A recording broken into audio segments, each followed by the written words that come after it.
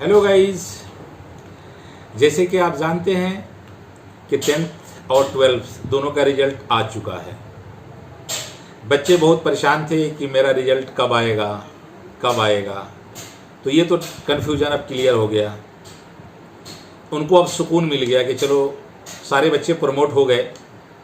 जो बच्चे पढ़े थे थोड़े से सैड हैं वो, और जो नहीं पढ़े थे उनके तो बल्ले बल्ले हैं, क्योंकि वो तो ऐसे भी पास कर गए। ठीक है गाइस, तो आज हम बात करेंगे कि आपने 10th कर लिया है या 12th कर लिया है, तो आगे हम किस स्ट्रीम में अपना एडमिशन लें, यानी कि हम सब्जेक्ट का सिलेक्शन कैसे करें और हम कौन सा सब्जेक्ट में एडमिशन लेंगे कि हमारा फ्यूचर कैसा होगा, इसी के बारे में बात करेंगे। तो गाइस चलिए वीडियो को शुरू करते हैं। वीडियो शुरू करने से पहले मैं बता दूं कि मेरा नाम है डॉक्टर एम.ए. हैदर और आप देख रहे हैं एम.ए. हैदर ऑफिशियल।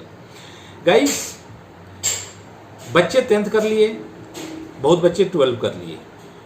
अब यहाँ पे पेरेंट्स जो हैं, पेरेंट्स की 3 कैटेगरी है, एक हाई इनकम, एक मिडिल इनकम, एक लोअर इनकम।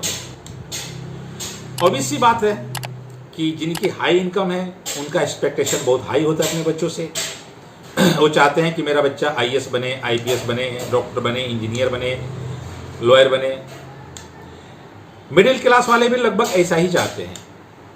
फ़र्क इतना है कि अपर क्लास वाले जो हैं उनके माइंड सेट रहता है कि मेरा बेटा आगे पढ़ के बिजनेसमैन बने। अब आ जाता है यहाँ बात लोअर इनकम वाले, जिनकी कमाई बहुत कम है, दिहाड़ी मजदूर है। बहुत लोग ऐसा भी सोचते हैं कि हमारा बच्चा तो अब 10th कर गया, अब इसके बाद से क्या इसको 12th करा लेंगे, ओपन से ग्रेजुएशन करा के बस काम पे लगा देंगे। मैं आप लोग से कहना चाहूँगा कि आप ऐसा ना करें। आप अपने बच्चे को हर हाल में पढ़ाएं।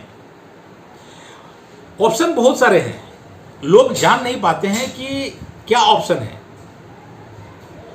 10th के बाद भी बहुत सारे ऐसे फ्यूचर हैं जो 10th के बाद आपका बच्चा अगर 2 साल और पढ़ लेता है तो आपका बच्चा एक प्रोफेशनल कोर्स करके अच्छी खासी कमाई कर सकता है। लेकिन ये नॉलेज के अभाव में बहुत लोग क्या करते हैं कि अपने बच्चे को 12th करा दिए और 12th कराने के बाद कहते हैं कि बेटा अब तो मेरे पास पैसे नहीं है, अब तुम काम में लग जाओ। तो उन गार्जियनों से, उन पेरेंट्स से मेरा हाथ जोड़ के निवेदन है कि आप ऐसा ना करें। आप वीडियो को पूरा देखें, हम आपको बताएंगे कि बच्चा आपका क्या कर सकता है 10th के बाद, 12th के बाद क्या कर सकता है। तो 12th के बारे में हम अलग से वीडियो बना देंगे, वरना वीडियो बहुत लंबी हो जाएगी। पहले हम ये समझते हैं कि 10th के बाद हमें कौन सा स्ट्रीम सेलेक्ट करना चाहिए, यानी कि साइंस, कॉमर्स या आर्ट्स। तो मैं आपको बता दूं कि अगर आप 10th के बाद आर्ट्स लेते हैं, यानी कि IA करते हैं, तो आपका बच्चा क्या कर सकता है।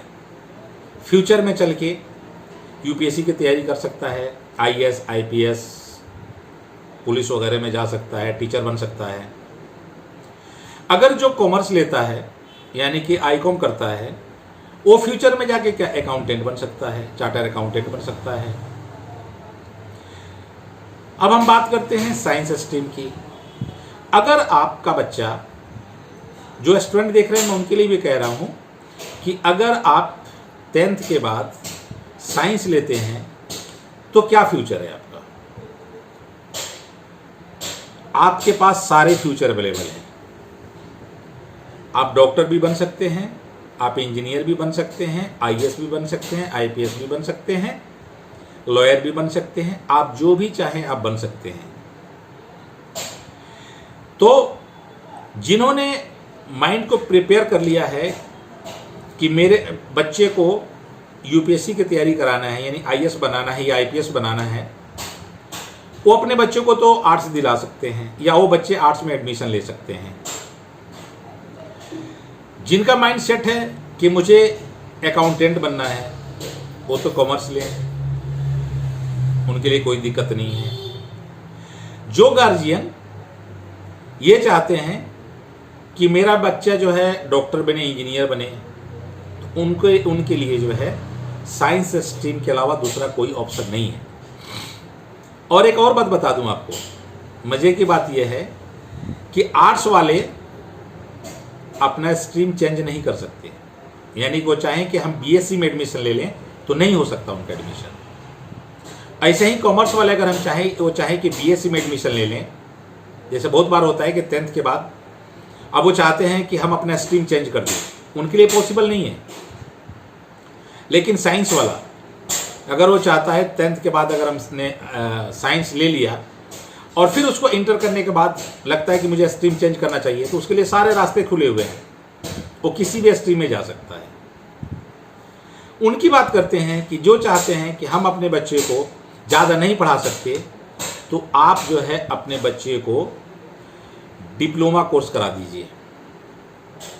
बहुत फील्ड में होता है, मेडिकल फील्ड में, लेबोरेटरी में है, आप उसको लेबोरेटरी का कोर्स करा दीजिए। आप जो है उसमें इंजीनियरिंग डिप्लोमा करा दीजिए। इंजीनियरिंग में बहुत सारे सेक्शन होते हैं, मैकेनिकल, सिविल, इलेक्ट्रॉनिक्स, मतलब बहुत सारे हैं, आप उसमें उसको डिप्लोमा करा दीजिए। तो इससे क्या होगा कि आपका बच्चा 10th के बाद 2 साल का डिप्लोमा करेगा। 2 साल का डिप्लोमा करने के बाद उसके पास कहीं जॉब पाने का एक मौका रहेगा। कहीं लैब में जॉब पा सकता है, किसी कंपनी में जॉब पा सकता है। तो आप जो भी करा रहे हैं, लेकिन ध्यान रहे कि 10th के बाद उसको साइंस स्ट्रीम से ही आपको ये कराना है, जो भी कराना है। आप उसको प्रोफेशनल कोर्स कराइए, टेक्निकल कोर्स कराइए, ताकि बच्चा आपका फ्यूचर में अपने पैरों पे खड़ा हो सके, हमेशा आपके ऊपर बोझ ना बना रहे। अब एक बच्चा मान लीजिए 10th किया, 12th भी कर लिया खींच खाच के, उसने ग्रेजुएशन भी ओपन से कर लिया, आर्ट्स स्ट्रीम से किया है, अब क्या करेगा? ग्रेजुएशन करने के बाद भी वो किसी लायक नहीं बचा।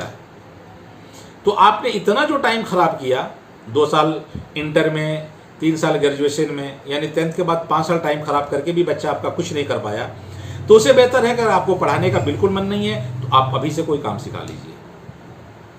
अगर आप पढ़ाना चाहते हैं तो उसके लिए जो है आप ऐसे सब्जेक्ट का सिलेक्शन कीजिए कि जिसे आपका बच्चा 12th यानी कि इंटर पास करने के बाद भी वो 2 पैसा कमाने के लायक हो जाए, अपने पैरों पे खड़े हो जाए।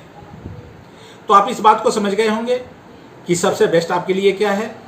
आप जो है ऐसे स्ट्रीम को सिलेक्ट करें कि जिसे आपका बच्चा जो है फ्यूचर में आपके ऊपर बोझ ना बने और अपना रास्ता, आगे का रास्ता खुद तय कर ले और अपने पैरों पे खड़ा हो जाए।